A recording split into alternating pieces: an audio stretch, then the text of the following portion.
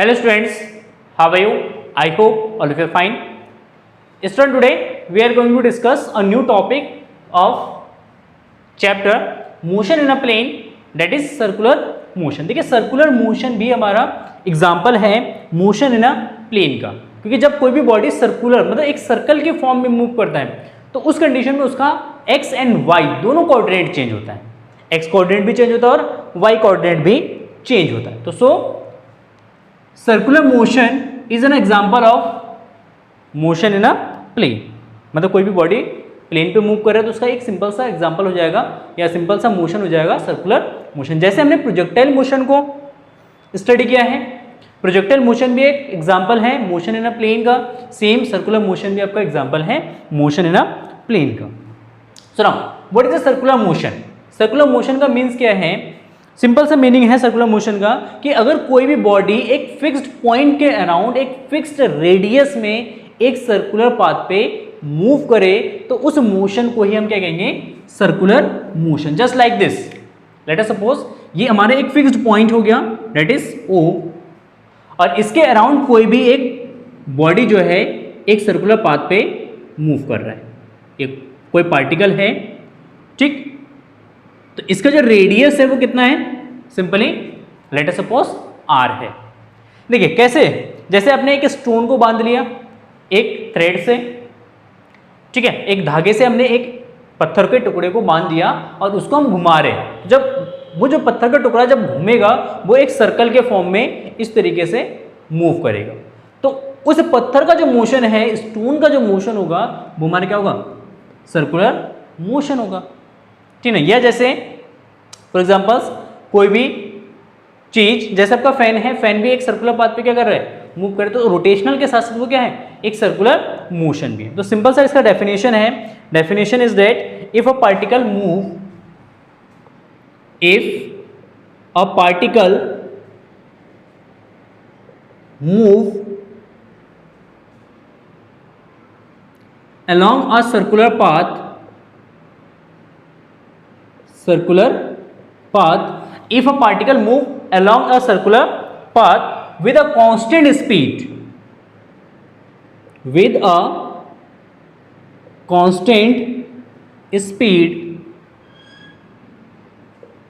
is called circular motion,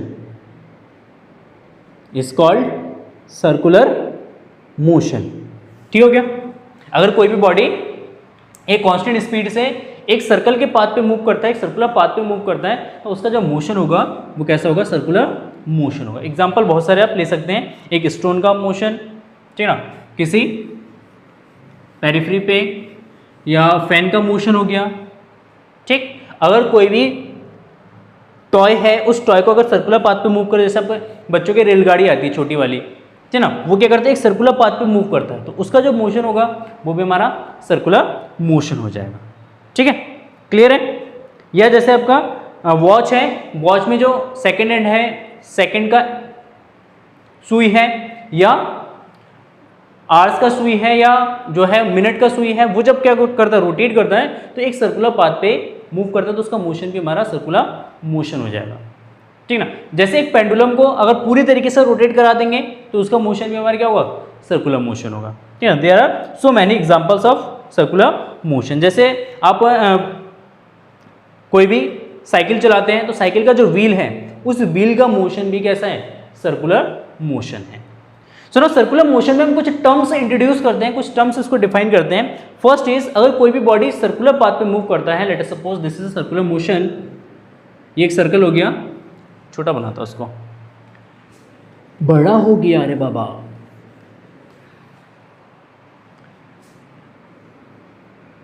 जैसे ये कोई सर्कुलर पाथ पे एक बॉडी जो है मूव कर रहा है, लेट अस सपोज इनिशियली वो किस पोजीशन पे है? ए पोजीशन पे है। आफ्टर टाइम टी या आफ्टर डेल्टा टाइम, कितना? डेल्टा टाइम में ये जो पार्टिकल है वो ए से कहाँ पे पहुंच गया? बी पोजीशन पे पहुंच गया। लेट अस सपोज यहाँ पे है बी पोजीशन, ठीक ना। तो यहाँ पे कुछ एंगल ये स्वीप करता है, डेट इज डेल्टा थीटा। ए से पहुंच गया वो बी पे, जब वो ए से बी पे पहुंचेगा तो इस कंडीशन में ये जो पार्टिकल है इसका जो रेडियस वेक्टर है आर, ये रेडियस वेक्टर इसके एंगल पे या इसके सेंटर पे एक एंगल स्वीप करता है and this angle is known as angular displacement. देखिए मोशन है तो मोशन में डिस्प्लेसमेंट भी होगा, वेलोसिटी भी होगा, एक्सेलरेशन भी होगा। तो यहां पे जो हम वर्ड यूज करते हैं that is angular displacement. Angular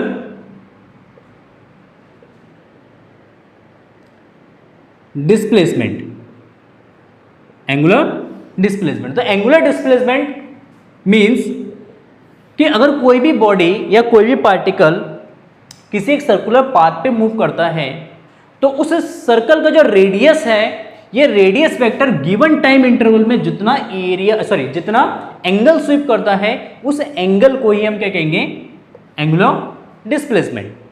ठीक है, तो एंगुलर डिस्प्लेसमेंट को डिफाइन हम करेंगे सिंपल सा, इसकी डेफिनेशन है that is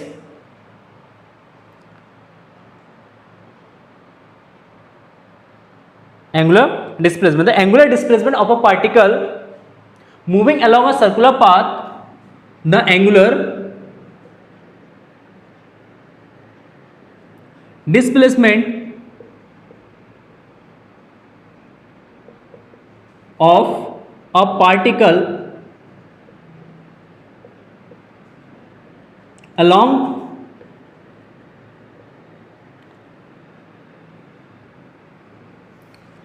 a circular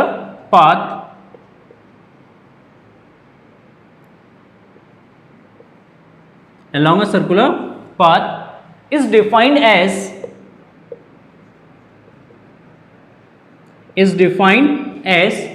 the angle swept as the angle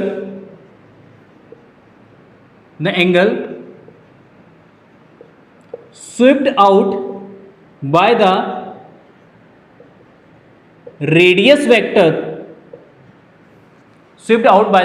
radius vector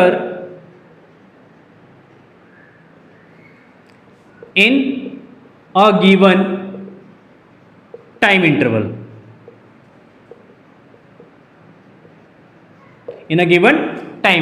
तो इसका सिंपल डेफिनेशन है the angular displacement of a particle along a circular path is defined as the angle swept out by the radius vector in a given time interval or in a between of initial and final position। ऐसे भी हम बता सकते हैं कि initial and final position के बीच में जो एरिया वेक्टर के द्वारा जो एंगल स्वीप किया जाएगा। देखिए यहाँ पे इस तरीके से एरिया वेक्टर है, इनिशियल पॉइंट पे इस तरीके से ये इसको रोटेट कर रहे हैं, तो जब यहाँ पे इसके फाइनल पोजीशन पे पहुंचेगा तो ये जो रेडियस वेक्टर है वो इसके सेंटर पे कुछ एंगल स्वीप करेगा। तो यहाँ पे जो एंगल स्वीप करेगा, ये जो एंगल है वो कितना जाएगा, इसका एंगुलर डिस्प्लेसमेंट होगा। And angular displacement is represented by theta. किसे रिप्रेजेंट करेंगे, थीटा से रिप्रेजेंट करेंगे। So now let us suppose radius is R, angular displacement is delta theta, छोटा सा डिस्प्लेसमेंट है, डेल्टा थीटा ले लेते हैं। और जब ए से बी पे कोई पार्टिकल मूव करेगा तो इस सर्कल के पेरिफेरिक या इसके सर्कमफ्रेंस के अलोंग मूव कर रहा है, तो इट मींस इसका एक लीनियर डिस्प्लेसमेंट भी होगा, that is delta S. So now angular displacement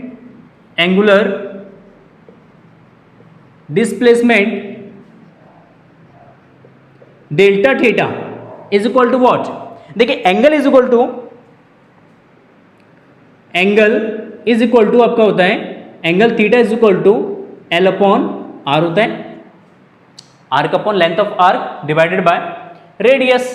then theta is equal to length of arc upon radius, ये आपने फॉर्मूला पढ़ा है, ये radius and theta and arc के लेंथ में एक रिलेशन होता है, तो इसी रिलेशन का यहाँ पे यूज करेंगे। तो angular displacement delta theta is equal to length of arc means length of A B, that is delta S, then delta S upon R, delta S upon R. तो ये जो हमारा angular displacement delta theta is equal to delta S upon R. Next terms is angular velocity. Next terms हम define करते हैं angular velocity को। तो what is angular velocity, तो सिंपल सा डेफिनेशन एंगुलर वेलोसिटी मींस कि जिस रेट से एंगुलर डिस्प्लेसमेंट चेंज हो रहा है, तो rate of change of angular displacement is known as angular velocity. तो तो सिंपल सा डेफिनेशन जैसे वेलोसिटी की डेफिनेशन है, it is a rate of change of velocity, sorry velocity का means it is a rate of change of displacement. So here angular velocity means it is a rate of change of angular displacement is known as angular velocity.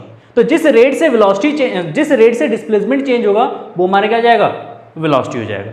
Simple सा definition है, that is the rate of change in angular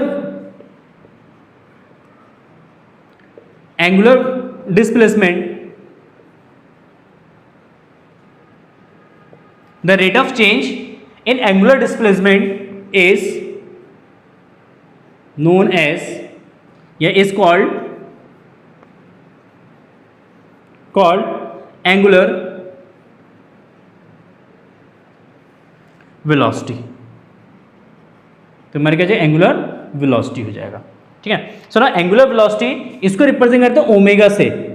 तो यहाँ पे छोटा सा displacement, छोटा सा angular velocity ले लेते हैं, delta omega is equal to delta theta upon delta T.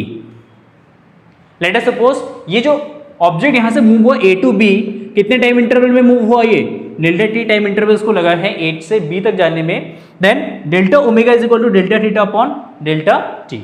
दूसरी चीज मैं यहाँ पे एक चीज आपको बता दूं, क्लियर करा दूं, जो एंगुलर डिस्प्लेसमेंट है इसका जो यूनिट होता है, यूनिट इज रेडियन.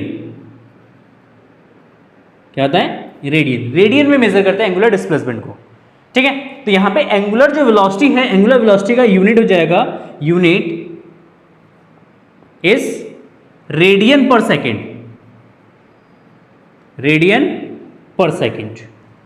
तो एंगुलर वेलोसिटी का जो यूनिट हो जाएगा ये हो जाएगा आपका रेडियन पर second.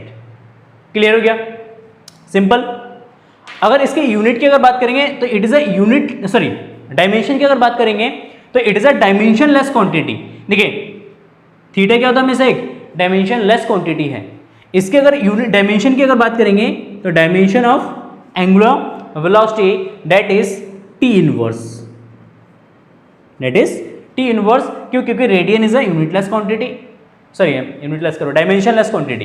Radian dimensionless quantity, time का हो जाएगा टी, तो 1/t मीन्स टी इनवर्स, तो उसका डायमेंशन हो जाएगा टी इनवर्स. सो नाउ नेक्स्ट इसको इरेज कर देता हूं मैं. Late us suppose if delta T time is a very small, मतलब डेल्टा टी टाइम जो है बहुत ही स्मॉल है, मतलब नेग्लिजिबल है. तो इस कंडीशन में अगर डेल्टा टी यहाँ पे जीरो है या अप्रोक्स टू जीरो है, तो इसका मतलब है कि जो ओमेगा होगा, ओमेगा इज इक्वल टू हो जाएगा limit delta T tends to zero delta theta, sorry हाँ delta theta upon delta T. और यहाँ पे डेल्टा टी हमने लिमिट इंट्रोड्यूस कर दिया कि डेल्टा टी जो है बहुत ही स्मॉल है. अगर ये बहुत स्मॉल है तो उस कंडीशन में delta T upon delta theta upon delta T को हम लिख सकते हैं D theta upon D T. क्या लिख सकते हैं, डेल्टा ओमेगा या डी ओमेगा भी लिख सकते हैं, कोई दिक्कत नहीं है. तो delta omega is equal to जाएगा D theta upon D T is the first derivatives of theta with respect to time. ठीक है. तो ये हो जाए हमारा एंगुलर वेलोसिटी. बहुत बढ़िया. नेक्स्ट टॉपिक इसमें आता है आपका टाइम पीरियड, जो कि इंपॉर्टेंट नहीं है ज़्यादा. टाइम पीरियड मीन्स कितने टाइम में ये वन सर्कल को कंप्लीट कर रहा है या वन रेवोल्यूशन को ये कंप्लीट कर रहा है. तो वन सर्कल या वन रेवोल्यूशन को कंप्लीट करने में जितना टाइम लिया जाएगा वो हमारे क्या जाएगा, time period. And frequency means 1 second में कितना रेवोल्यूशन ये कंप्लीट कर रहे हैं, उस नंबर ऑफ रेवोल्यूशन को कहेंगे हम फ्रीक्वेंसी कहेंगे. ठीक. सो नाउ इसको इरेज करता हूं. Next is time period is T and angular frequency is F.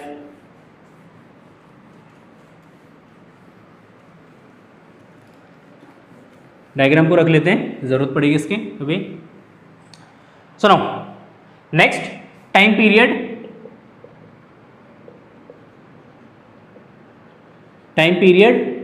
T.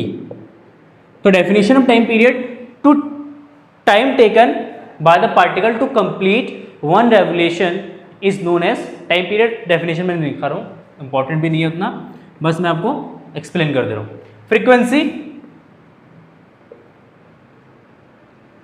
F frequency means, frequency का मतलब है कि 1 सेकेंड में कितना रेवोल्यूशन कंप्लीट कर रहा है, मतलब 1 सेकेंड में कितना चक्कर कंप्लीट कर रहा है वो, तो नंबर ऑफ रेवोल्यूशन या नंबर ऑफ सर्कल्स को हम क्या कहेंगे, फ्रीक्वेंसी कहेंगे. So now frequency is always, frequency F is always reciprocal of time period, मतलब एफ इज इक्वल टू क्या हमेशा 1/t होता है, 1/t होगा हमेशा. ठीक है.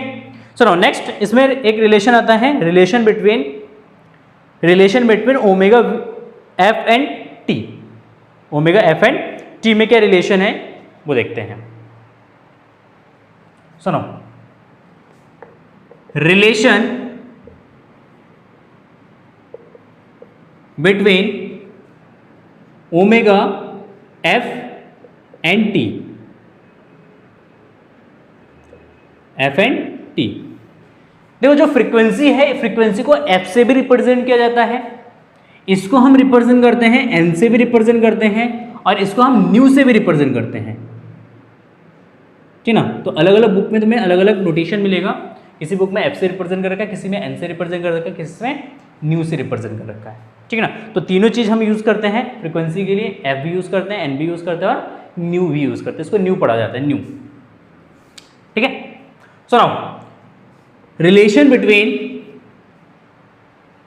omega is angular velocity, f is frequency, and t is time.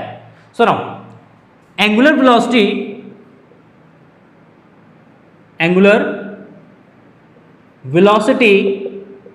omega is equal to, that is angular displacement upon time period, angular displacement upon time period. Clear है. सुनो, अगर ये एक चक्कर कंप्लीट करता है, मतलब एक रेवोल्यूशन क्या करता है, कंप्लीट करता है, for one revolution, for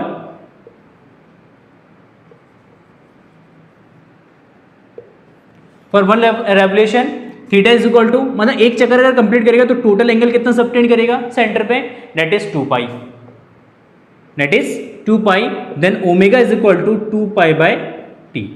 T is the time period, और टाइम पीरियड 1 चक्कर या 1 रेवोल्यूशन को कंप्लीट करने में लिया गया समय. तो omega is equal to 2 pi upon T, and we know that 1/t is equal to F, then omega is equal to 2 pi F. ठीक, और रिलेशन आ जाएगा, ये time period and angular velocity में रिलेशन है, ये फ्रीक्वेंसी एंड एंगुलर वेलोसिटी में relation है. मोस्ट इंपॉर्टेंट रिलेशन है, इसको हम बहुत जगह यूज करेंगे. तो याद रखना, omega is equal to 2 pi upon T, 2 pi upon t. So now next,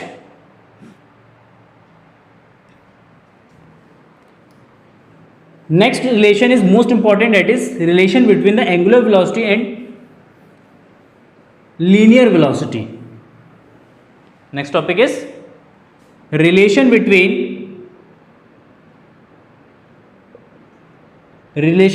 angular velocity and linear velocity.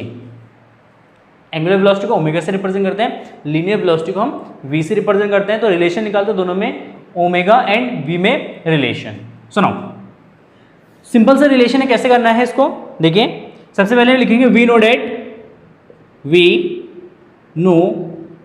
Date omega is equal to delta theta upon delta T, delta theta upon delta T. If delta T जो है बहुत ही small है, negligible है, then omega लिखेंगे limit delta T tends to 0, then delta theta upon delta T.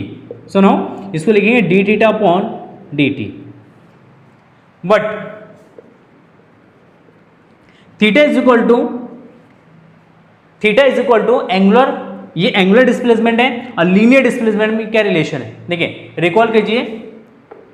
मैंने लिखा था delta theta is equal to delta S upon R, delta theta is equal to delta S upon are.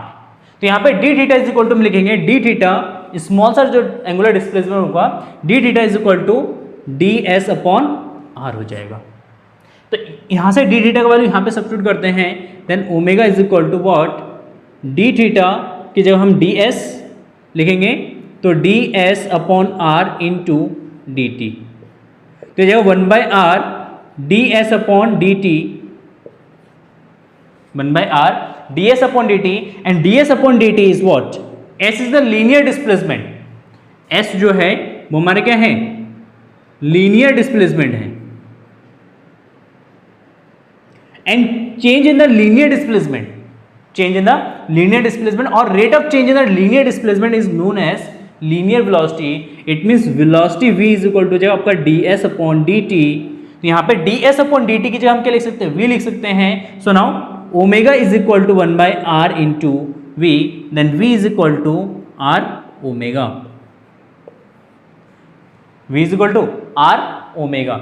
अगर इसको vector form में लिखेंगे then vector form इसका हो जाएगा that is v is equal to r vector cross omega vector. यहाँ पे आपका v वेक्टर हो जाएगा r वेक्टर इंटू या क्रॉस v वेक्टर, ये क्रॉस प्रोडक्ट होता है. तो ये आपका क्या जाएगा, रिलेशन हो जाएगा, सिंपल ही दोनों में रिलेशन. ठीक है, तो आई होप क्लियर हो गया होगा किस तरीके से रिलेशन फाइंड आउट करना है.